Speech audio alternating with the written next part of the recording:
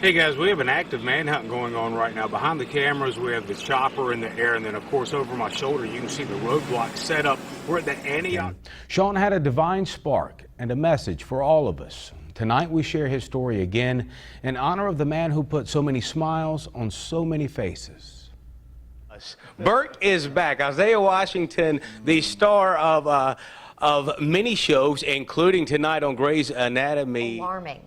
The calls were about the 3 fires at Carolina Beach. During one, a caller says he saw someone setting a car ablaze. They think we're coming to check in on the finalists. Little do they know, they're the winners. Let's go.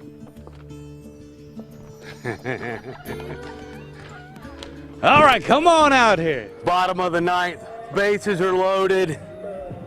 Here comes the pitch, and bam!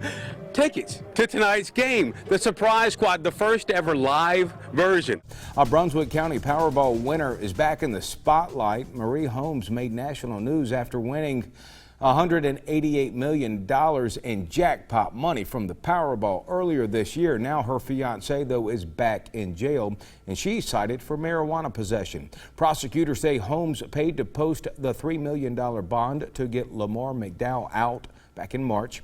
This after the 31-year-old was arrested on charges of trafficking heroin. Brunswick County deputies went to the Shallotte house Holmes and McDowell share to arrest him for allegedly violating the terms of his pretrial release. But deputies say when they got there, they smelled marijuana, so they got a search warrant and then found the drug plus a gun inside. That led to another charge against McDowell and a citation against Holmes and 2 others. This story about Holmes has got a lot of people talking and is trending on social media and making national news again. WWAY senior reporter Alexa Block spoke with people about what they think of a Powerball winner spending their money on someone else's bail. Alexa. All right, thank you, Alexa. New at 11, a New Hanover County business owner faces charges. This after deputies searched 2 tobacco stores this afternoon. Deputies say they received tips that the drug Spice was being sold at 777 Tobacco and Good Times Tobacco. We're told undercover agents then bought Spice at 2 separate occasions. During today's search, though, deputies say they found Spice in one of those stores. An employee was also charged with selling an illegal drug because Spice was found in the store during the search. Despite 2 seemingly back-to-back shootings this week, Wilmington police say the number of gun-related incidents are actually down from last year. According to the Wilmington Police Department's records, last May through July, there were 66 homicide victims or assaults involving firearms. But this year, along that same time frame, the number of homicide victims or assaults involving firearms went down from 66 to 34. That's about half compared to last year during those same months. Burgaw police have charged a man in connection with a child sex offense investigation. Police say 35-year-old Humberto Torres was arrested yesterday. In all, Torres is facing 6 felony charges. That includes first-degree sex offense with a child. Police say the victim's parents notified them about the alleged offenses. Tonight, Torres sits in jail under a $1.7 million bond. He is due back in court Monday. A 40-foot pile of scrap metal caught fire this afternoon. This going down around 4:15 this afternoon at Southern Metals Recycling. That's off US 421. New Hanover County fire officials say no one was hurt here. The cause of the fire is unknown at this time. Storms ripped through parts of the area last night and yesterday evening. That caused some serious damages to homes and businesses in the area. Today, the cleanup process began. Crews were out in full force picking up branches and debris and trying to get everything back in working order. And in Brunswick County, lightning causing some significant damage as well. This to 2 buildings during that storm, and that includes a house in Brunswick Forest. It's not uncommon when we have these heavy thunderstorms come through to have some houses get struck by lightning, just, lightning's trying to get to the ground.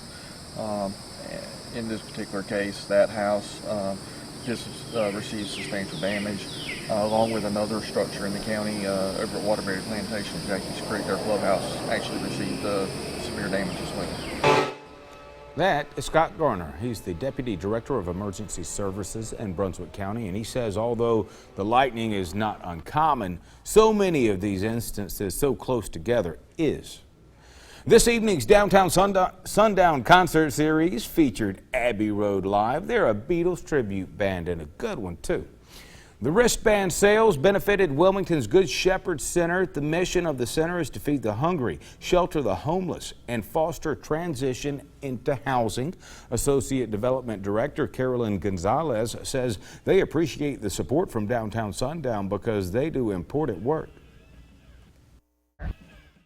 Well, Good Shepherd does a good job. The center began as a soup kitchen in 1983. The program has grown to include a weekday breakfast, lunch, and dinner to anyone in need of food. Happening tomorrow, it is a chance for the kids to get out in the beautiful weather for some exercise and show everybody what they're made of. The Wilmington Family YMCA is hosting the 13th annual Kids Triathlon. That's 3 events, folks.